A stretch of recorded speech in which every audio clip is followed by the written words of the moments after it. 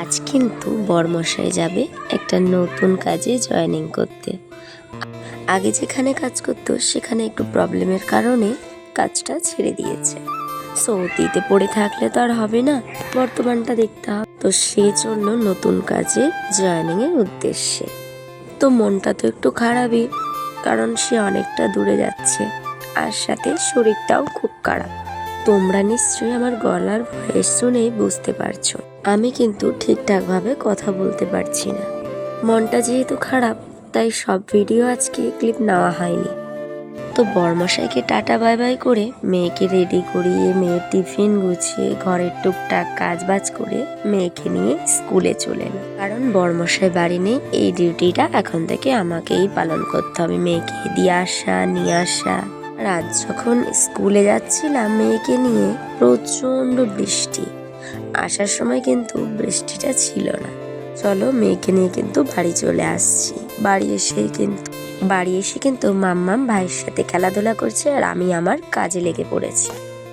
আজ কিন্তু আমি বেশি রান্না বান্না করতে পারিনি, শরীরটাও খারাপ, মনটাও একটু খারাপ, এই জন্য তারপর রান্না বান্না কমপ্লিট করে স্নান করে ঘরে চলে এসেছি। তারপর নিত্যদিনের যা সাজ, সেই তো সাজতেই হবে।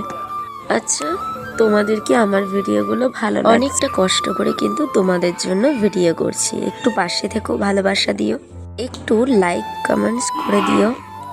আর যারা আমার নতুন ভিউয়ার্স আছো তারা একটু ফলো করে পাশে থেকো।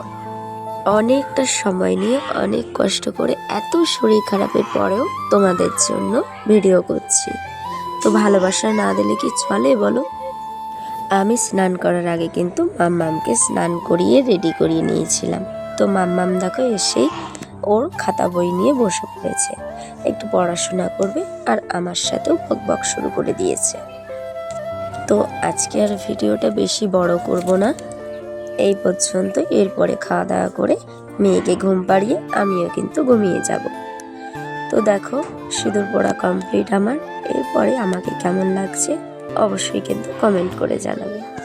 বেশি কিন্তু সাজগোজে একটুও করিনি, জাস্ট সিঁদুর। তারপর দেখো মাম্মাম পড়াশোনা করছে।